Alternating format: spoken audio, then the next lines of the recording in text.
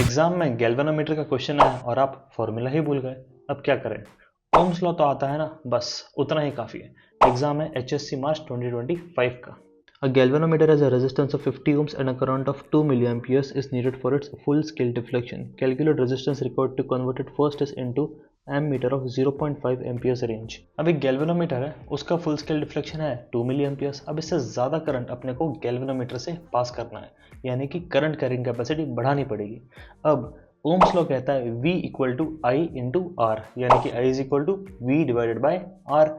अब I जो है वो लेफ्ट हैंड साइड पे न्यूमरेटर में है और R जो है वो राइट हैंड साइड पे डिनोमिनेटर में है, यानी कि करंट और रेजिस्टेंस ये दोनों है इनवर्सली प्रोपोर्शनल।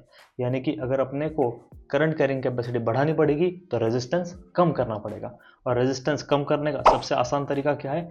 उसी रेजिस्टेंस के साथ एक और रेजिस्टेंस पैरेलल में कनेक्ट कर दो। ऐसे रेजिस्टेंस को अपन बोलते हैं शंट रेजिस्टेंस। सपोज ये अपना गैल्वेनोमीटर जिसका रेजिस्टेंस इज G, इस गैल्वेनोमीटर के साथ एक पैरेलल में शंट रेजिस्टेंस कनेक्ट कर देंगे जिसका रेजिस्टेंस सपोज S है। गैल्वेनोमीटर से जो करंट पास हो जाएगा वो है IG which is equal to 2 milli amperes. अब अपन इस गैल्वेनोमीटर से ज़्यादा करंट पास कर सकते हैं। As per question I will be equal to 0.5 amperes और remaining current IS shunt resistance S से पास हो जाएगा। अब as per current law incoming current equal to outgoing current, यानी कि I will be equal to IG plus IS, यानी कि IS की वैल्यू हो जाएगी I माइनस IG। सेकेंड चीज, G और S ये दोनों ही पैरेलल में कनेक्टेड हैं। अगर दो रेजिस्टेंस पैरेलल में कनेक्टेड हैं तो उन दोनों के अक्रॉस का वोल्टेज सेम होगा, यानी कि voltage across galvanometer will be equal to voltage across shunt resistance. V equal to again IR, तो VG की जगह पर लिखेंगे IG इंटू G और VS की जगह पर लिखेंगे IS इंटू S, यानी कि शंट रेजिस्टेंस की वैल्यू हो जाएगी IG